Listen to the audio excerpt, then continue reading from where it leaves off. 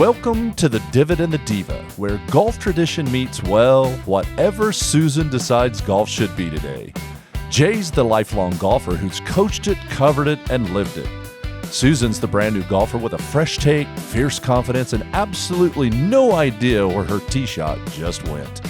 Together, they're proving golf is more fun and way funnier when a divot teams up with a diva. Now, on to the tee. Hi, friends, and welcome to the podcast. I'm Jay, and to my right is my beautiful wife, Susan, and we are the Divot and the Diva. We're absolutely grateful that you joined us today, and we're actually recording on the day after Valentine's Day, which is the final Sunday at the AT&T Pebble Beach, and we've just Thus witnessed... the color of my attire. I know, right? I wish they could see our desk. It's still glittered full of Valentine's colors, but we just watched Scotty Scheffler shoot. Unbelievable. Yeah, unbelievable. 9 under par, 62. We still don't know if that's going to be good enough to win, but he's tied for the lead at the AT&T. I want to be him. Yeah. Okay, I might have to work a lot harder for that, so probably not. Yeah, but still, this is something to be admired. This is the post-era of Tiger, and honestly, people didn't think they would see another Jack Nicklaus. Then we saw Tiger Woods, and people were absolutely convinced we would never see another Tiger Woods, and now we have Scotty Scheffler. He's just absolutely amazing. So, haven't we gotten old enough to stop saying never and always? Those two don't. Yeah, maybe you. They don't work very well. I know. They prove us wrong all the time. What is it when you're taking multiple choice tests? Always to be careful. Well, if you're indecisive, it's C. But how many times do you see questions that say never or always? So hate those. I know. Hate those. Anyway, we try to trick you up. So we hope you had a chance to watch or listen to our last episode. If not, go to YouTube, Spotify, Apple Music, Amazon Music to catch up. Also, this is as good a time as any to hit the like and subscribe buttons. Do that now. It's absolutely free to do that. It helps us out. So what's on the tee for today's episode? We had another couples trip. All things Phoenix, Arizona, Scottsdale, Arizona. We Phoenix had Open. such a great time. We'll talk a lot about that. Mm-hmm. Also, how did Brooks Koepka do in his initial PGA Tour comeback tournaments? And I want to talk just briefly about Anthony Kim. Again, this is actually the day after Anthony Kim won his first event on the LIV Tour. He's an absolute inspiration. And what he did was incredible. So we're also going to play our game, birdie or bogey. We always have a lot of fun playing that game. So before we jump into today's show, again, it's a great time to hit the like and subscribe button. Before we get into our Scottsdale trip, I want to talk about our mission here on the Divot and the Diva. It is to highlight growth of golf and especially couples golf. And the benefit of our new life of couples golf is really the relationships that we build. And Scottsdale is a perfect example. We traveled with 5 other couples. We played golf, attended the Waste Management Phoenix Open, met a YouTube golf content creator, and caught up with an old buddy of mine. So we had great fun. So what were some of your impressions of our trip to Scottsdale? Well, I'm hoping you get to see some video and some photographs. Maybe we can tack some on at the end here or insert a little video because I did do some footage. Anyway, it's always... What are we going to see? And because I know you took a few. You know, at the driving range. Yeah. Mm-hmm. I demonstrated my rental golfs. I have some affinity to a particular golf club, and I got another one of those. So there's that video. And then on the golf course, the girls, I took a video of us girls. So I think they would super enjoy that. But it's always, trips like these, it's always about the people. And so getting to spend time with some of our best buds is always super fun. Eating, drinking, laughing, seeing new things, doing new things. So I don't know if there was any one particular, but there was a lot. There was a lot. So I think we've got to make a decision right now on which video we're going to show, so Well, we can talk about. I liked the video of you girls because you're just a bunch of girls out having fun playing golf. The guys aren't with you, No. so the guys played. We played a group ahead of you. So we played at Dobson Ranch. It's Scottsdale, correct? Or is it Phoenix? It's the Scottsdale area. It's actually in, I think, Mesa proper, Okay. from what I understand. Okay, I didn't think it was quite Phoenix. But anyway, we played at Dobson Ranch, and they were wonderful people. It was a great experience. They were on it. It was pretty funny, however, that they actually had, not sure really why they would do this on the week of the Phoenix Open, but they had a tournament that morning. So we had a tee time at 1:09 and 1:20 or something like that.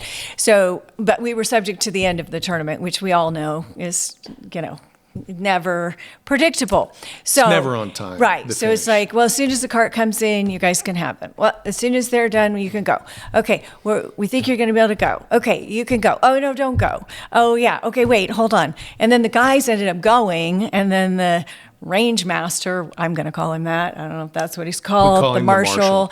But I Marshal think he Dillon. called himself the master. But at any did he? rate, I think so. He was pretty funny too. He comes zooming back. I'm like, you're separated from your guys, aren't you? Yeah. Well, they're on 30. We'll take you up there. Anyway, he was funny because he says, oh, we'll get you up with your guys, and they're going to tee off on 30. You can just tee off right after them. Okay. Well, do we get to choose which guys we stop with and tee off after? Anyway, he was just super cute. And then he checked on us frequently throughout the rest of our rounds. And in spite of all the delays, I think the girls got in 12 holes. So anyway, the footage on there, I think you will really enjoy. It's very brief, but it's super cute. So I hope you enjoy that.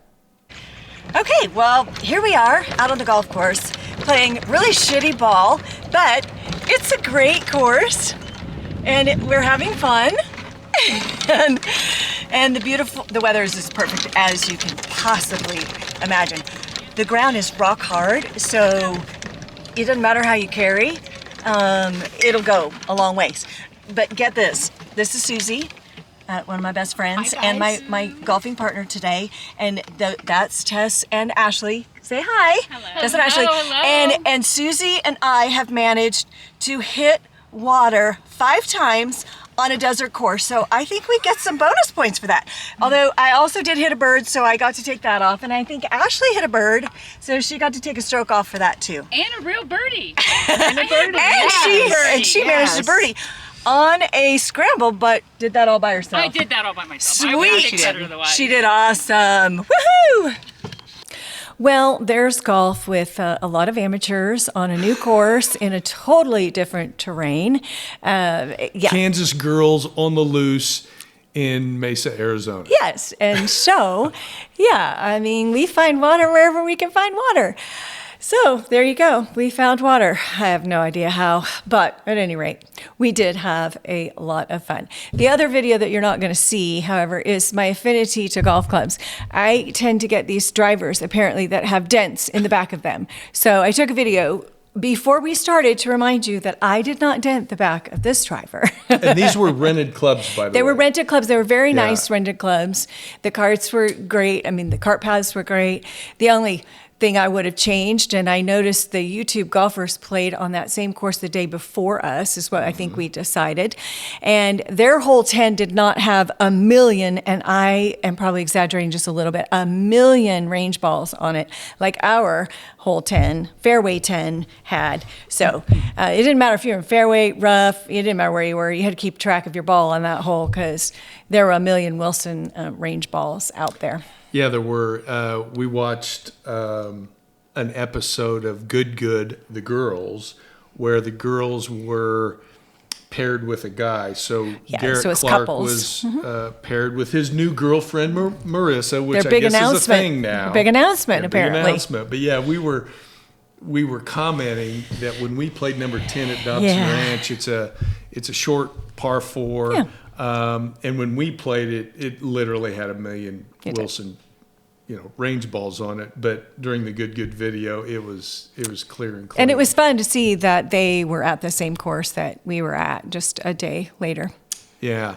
So we want to give a shout out to the Dobson Ranch team, especially Matt and Andrew. They absolutely took care of us. Absolutely took care of us. And remember our birdie bogey last time we talked about golf courses, at fees, right? Fees. Yeah, fees. Yes. And we were discussing whether under 150 or over 150 is a good thing for public golf. Dobson Ranch has great green fees. $109 is what we got during Waste Management Phoenix Open Week at a time that the great majority of the golf courses were doubling their green fees. So shout out to Dobson Ranch. We've got new friends there. I thought the driving range. Oh my gosh, it was so really cool. It was really cool. I have some photos there. If I can talk him into posting some of those photos. You got to remember who's producing this, this show. Don't worry, gang. We'll get there. But yeah, it's super cool. There were bays covered, seating behind them, cafe tables and seating, and music going, and staff coming to see if you wanted anything. And it was honestly very similar to like one layer of Topgolf.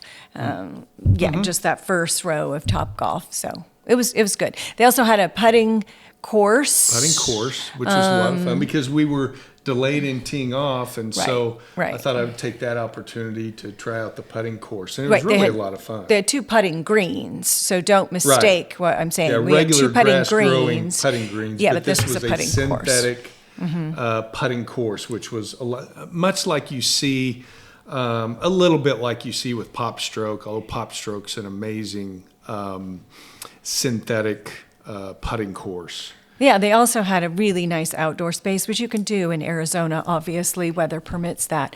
It was really nice. Yeah, so hats off to Dobson Ranch. Yep. They were great hosts to us. So the other thing that I thought was really interesting from my perspective is I got to meet a golf creator star after last August at the Internet Invitational in Branson. Barstool Sports sponsored the internet. My friend Tess is teeing off right now. Oh, is she? Yes. Is she waving at us? Yes, she is. Oh. So anyway, it's Sunday and everybody's playing hi. golf except us. We're here with Ben all and of our Tess friends playing. on YouTube and Spotify and Apple. But anyway, I got to meet the Duke. The Duke was one of the stars of the Internet Invitational. And I was teeing off on number 11. And I saw over on the left side after I teed off was a little nursery green that the golf course had. And I saw 3 young people with a camera. And I saw an individual that immediately I thought, wow, that looks like Duke at the Internet Invitational, because Duke has a headband and something white. It could be a T-shirt for all I know. Yeah, he's but anyway, he's shorter and he's shorter and he's got cargo pants, long and pants. I thought, God, that looks like him. Besides, they're an influencer or YouTuber when they have cameras following them, chasing them around. So I thought, I'm going to stick my nose right in the middle of it. So I drove the cart up to the green and I got out and I started walking up to and they just luckily finished their production, their filming. And Duke looks over at me. I think he thought I was with the golf course because he said, "Am I in trouble?" I said, "No." And I said to him, well, I better not go into that because I don't want to hurt details. Yeah, I mean, he first was of all, fun. He jumped in. Yeah, and so everything's good up to that point. So I introduced myself. We had a nice 5-minute conversation. I told him you and I had a podcast, and I said, it'd be really fun to have you on sometime. And he started giving me his contact information. So I thought, okay, great. And I got a picture. I mean, we have a picture of that too. Yeah, we got a picture. So I caught back up to my group, and we were teeing off on 12, which is a par 3. Now, our wives So I played with Stan and Ben, who are some of our best friends, and they're just so much fun to play with. But there was about a whole gap between us and our wives. Yeah, at that point. And Duke grabbed a cart on his own and came up to the tee, and he said, "Hey, I'm just going to fit right in between you guys because, hey, there's another group in back of you, and I'm hoping to squeeze in." And so we just said, "Well, you could either do that or play with us." And he said, "Well, do you mind?" And we said, "Heck no." So he jumped on 12 with us, and we played the next 7 holes with him. And he's just like you saw at the Internet Invitational. He's himself. Goofy swing. Quirky swing. He wouldn't even mind saying me that. He wouldn't even mind me saying that. No, he wouldn't, because we talked a lot about it, and he tried the conventional way. He grabs it like a hockey stick. His hands are separated. It's everything that you would not teach. We would not ask you to emulate that. It's not golf 101. No. But anyway, it was just a lot of fun. Yep. And he was just another one of the guys for 7 holes. Yep. So we got a lot of steps in on that day, for sure. Yeah, we did. We did. And so you might be seeing Duke as a guest on our show. So we had a lot of fun at Dobson Ranch. Our accommodations at our Airbnb were great. Very the day nice. of, we got a chance to eat at In-N-Out, which I haven't eaten at an In-N-Out in 20 years. Yeah, we don't have those here where we live. So we thought that was a lot of fun. So on Friday, we got to go to the Waste Management Phoenix Open. What did you think about that experience? Always fun. A million of our new best friends. I did take a little video there too to show you that. But just imagine wall-to-wall people. And you've seen it on TV. The galleries are ginormous. All the way around 16, the stadium. Is that what they call it? Hole. The stadium. Yes. And then we Or they call it the Coliseum. Coliseum. Yeah. The Coliseum. I knew there was a different word for it. And we had, thanks to our good friend Ashley McKay, owner of Promo Depot, did have access to the Gamekeepers Chalet. Greenkeepers. Oh, Greenkeepers. Yeah. Sorry. I'm thinking of... Green. What different, Who knows different what reference. Never mind. Greenskeepers. Yes. Right next to the Scorekeepers Chalet, actually, and that's the way to go. I'm telling you, this is the way the upper half of society lives. Super fun, club atmosphere, bars, lots of food, right along the 18 fairway, water 18. We could come and go as we pleased, so we walked around. We followed several people. We went up to the merchandise. I'm not calling it a tent. I'm calling it a building because it was huge. And we've been to the Masters and been into the merchandise area, and this is 2 or 3 times the size of that, and the line was 2 or 3 times or more longer than that. So anyway, but the weather was perfect. It was absolutely beautiful. I died laughing when I checked the weather and it said gusts of wind 7 miles an hour. I'm like, oh my gosh, that's a nice breeze. We don't even call that Kansas. wind in That's Kansas. not even wind. I'm like, that's just a breath of fresh air. So that was pretty hilarious. Like, okay, y'all don't know what it means to be windy. I'm sure they do, but not like us here. That's for sure. Yes, and so we got to see Jordan Spieth and Scotty Scheffler. We followed Sam Stevens, which is Sam a Stevens. local to us. We live in Wichita, Kansas. Right. Sam Stevens, great player on the PGA Tour, grew up here in Wichita. So we have an affinity for Sam Stevens. So that was a lot of fun. We started out, once we really got on the ground. So I have a background with the Korn Ferry Tour. I've been the media relations coordinator for the Wichita Open on the Korn Ferry Tour for 36 years.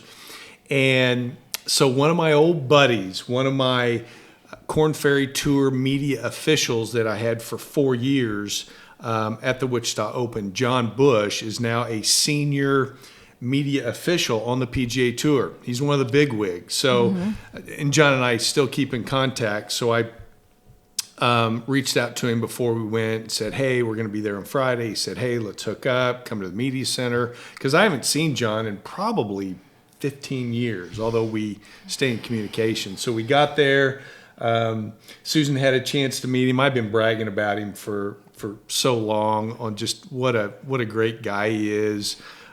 We had so much fun during his time in Wichita, and so you got to see a big-time PGA Tour media center. What'd you think? Yes, we also took pictures there as if we were the stars of the show, which we clearly are not. But, it's behind the scenes, and that's always super fun.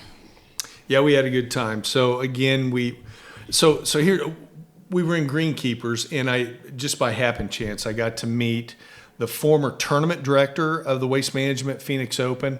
His name is Rob Myers, and we just got to talking about golf, and we talked about the Korn Ferry Tour, we talked about the PGA Tour, and so I asked him, I said, first of all, how many volunteers does it take to put on this size of a tournament? And he said, well, Waste Management, it's 4,700 volunteers. I'm used to 400 volunteers at the Wichita Open, so this is just on steroids. Exponentially more, obviously. Exponentially more. And so then I asked him about attendance, approximately how many people are going to walk through the turnstiles at the Waste Management throughout the week. And this was Friday, so he said, well, today on Friday, Jay, we're going to have 225,000 people walk through the gates at the Waste Management Phoenix Open. And he said tomorrow on Saturday, they were anticipating 250,000 people. So throughout the week, they were looking at somewhere in the neighborhood of 900,000 patrons. Warm bodies. Warm bodies. And I'm going to be honest with you, it's too much. It's a lot. It's a lot, and here's why. So we're following Sam Stevens on the back nine on Friday, and we get to 15, and there's this huge bottleneck. So once they get done with 15, they go into the Coliseum hole, number 16, which is the party hole. We all know about that. And there's such a bottleneck that you can't just walk from 15 and see anything on 16 unless you have a ticket to get in.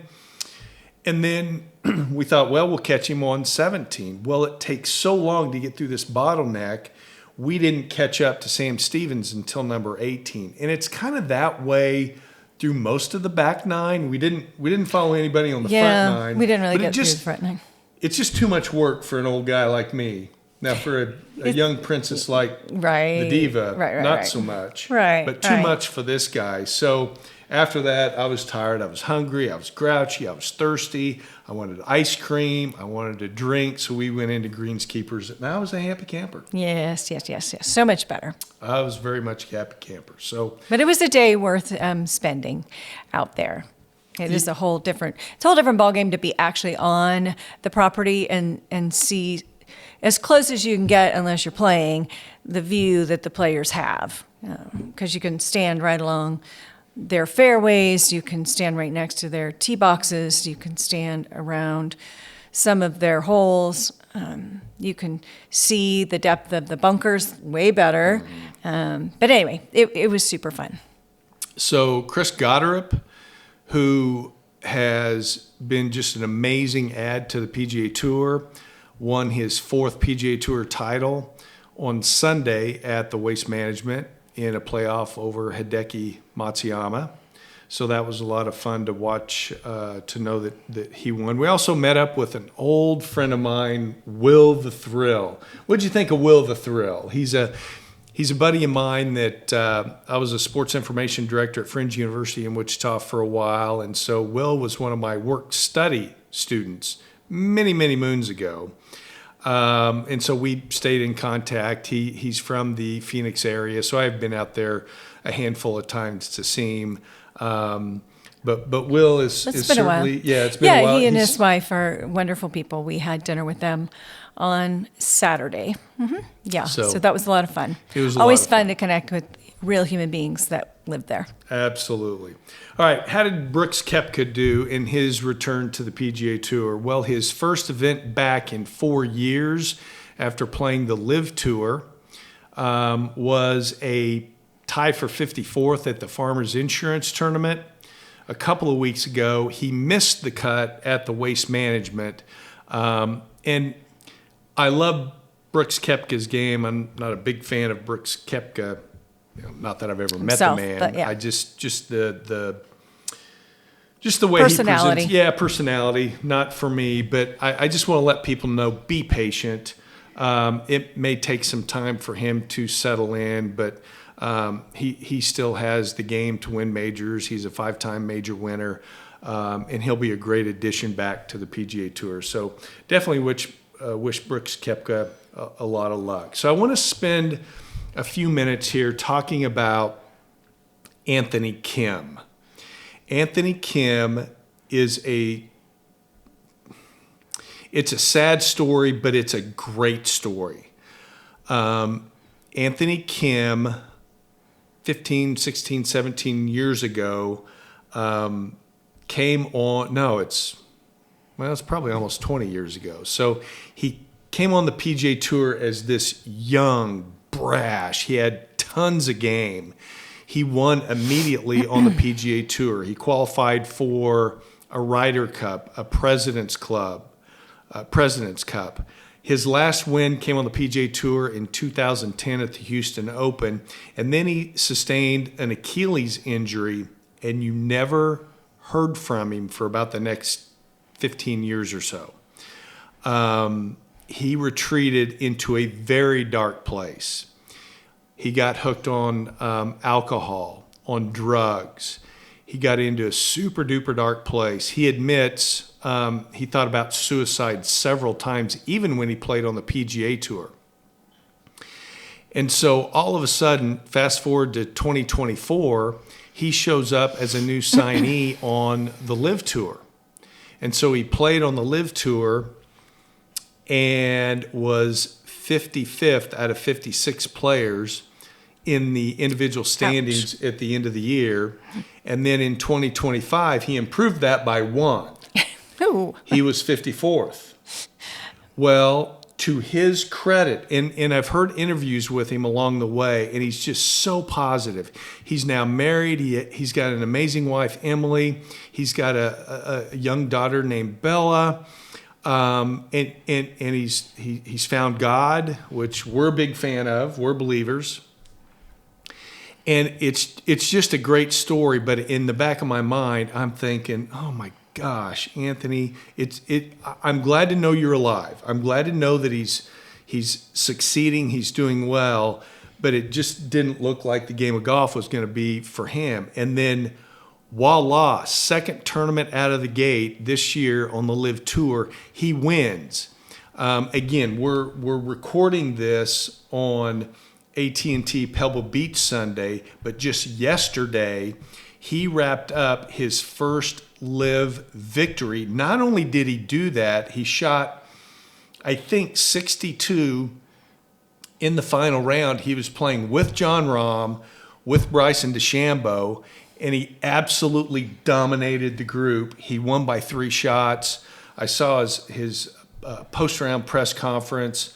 It brought tears to my eyes because I see a human being that went to the depths of their soul, and he rose because of his belief in God, because of his commitment to just say to himself, I don't want to be that person. Right. And so now he's, golf aside, and I think that's wonderful, but he talked a lot about his daughter, Susan. He talked a lot about being a role model. Daughter Bella. Bella. I'm Susan. His daughter is Bella. Yeah. And he talked about him being a role model to her and just doing the right things. And so I just think his story displays grit and courage, resilience, and then, you know, as we talked about it, because it's not a story that I knew, it wasn't someone I had followed. To me, I said he's a guy that loves golf. I mean, he just loves golf. Otherwise, why bother, right? Mm-hmm. But beyond, as Jay said, the golf, that's a story of a phoenix kind of story, coming out of the ashes and making something new and fresh, I'm sure with the support of his wife. And so kudos to him. And that's the encouragement, I think, for the day, is for the rest of us who think we might have it bad. there's always something else around the corner, and we get to choose what we do with that corner. Are we going to take it, or are we going to sit here and not know what's out there? So kudos to him, and we're happy to bring that good story to you, for sure. Yeah, good on him, Anthony Kim. All right, so if you like us so far, hit the like and subscribe. We'll have new episodes every 3 weeks or so. All right, time for birdie or bogey. All right, I will describe a scenario. If Susan or I agree with it, it's considered a birdie. If we don't, it's a bogey. All right, here we go. Couples golf. Giving swing advice to your spouse, right? If it's helpful and supportive, it's a birdie. If it's grounds for sleeping on the couch, it's a bogey. What do you think? There's so many depends on the phrases that go with that question. I think in all cases, truth be told, do not give advice to anybody that hasn't asked for it. I don't care if you're related to them or they're a total stranger on the street, because if they didn't ask for it, they're probably not going to hear it, and they may not receive it well. So that's what I would say. That would be a bogey. If you open your mouth and they did not ask for advice, then you're going to be in trouble.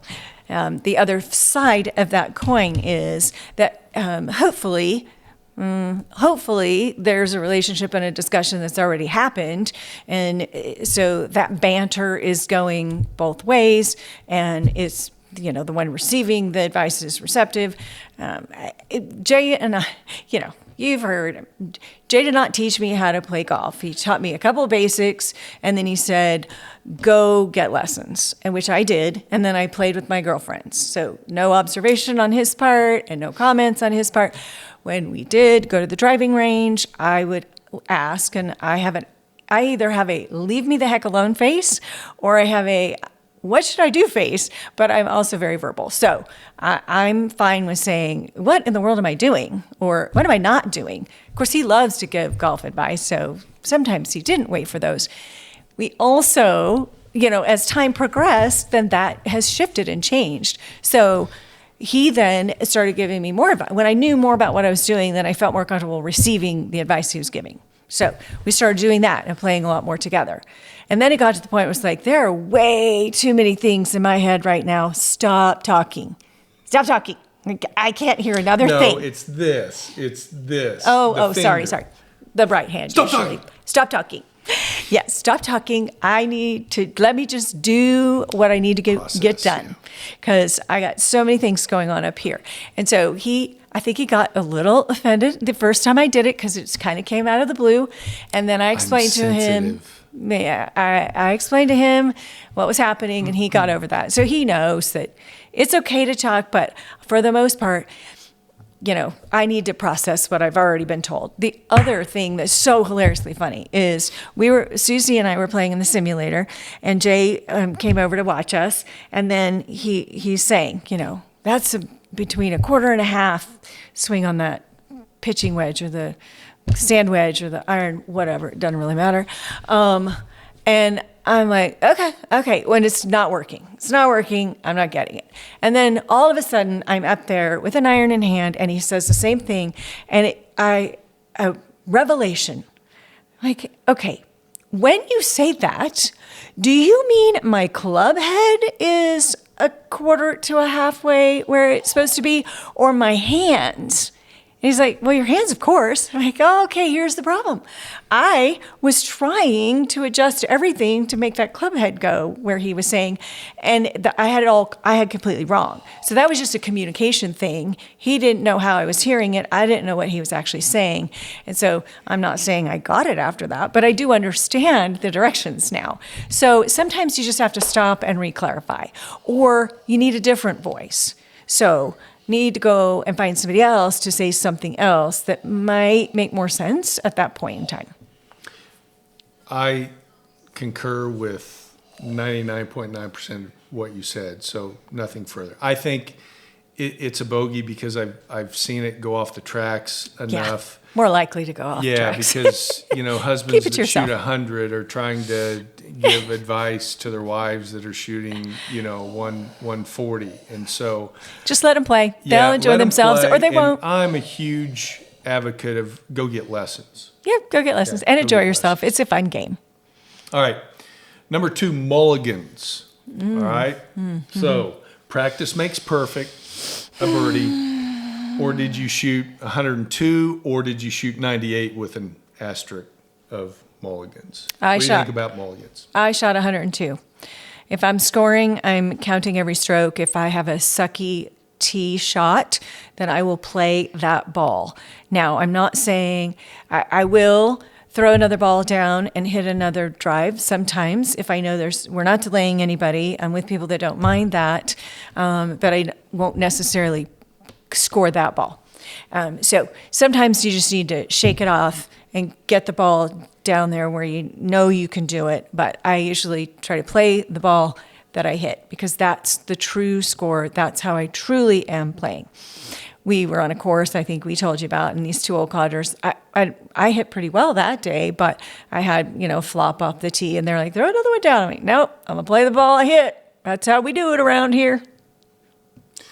Yeah, it's what I taught her. It's what I believe. Mulligans are a bogey. But to your point, it's, if we're out having fun, social game, we're not delaying play, throw down another one and hit it. You and I will do that, especially around the greens. I was going to say, a putt's a really nice place to do that. Chips and putts, because that's where I think at this point you can really shave some shots, off your score. Yep. You don't, because some people will count their mulligan shot to their score, and if you post a score, it's just not being not realistic, completely honest with the system. You're actually penalizing yourself, because if you play in a tournament and you've had all these mulligans and now you've got a handicap of 18, but you're really a 19, then you're really just hurting yourself. So bogey all the way. All right. This is the Divot and the Diva, where experience meets curiosity. Tap the like button and subscribe. Find us out there somewhere. We're there. All right. So I think that's a wrap on this episode of the Divot and the Diva. We appreciate you spending time with us today.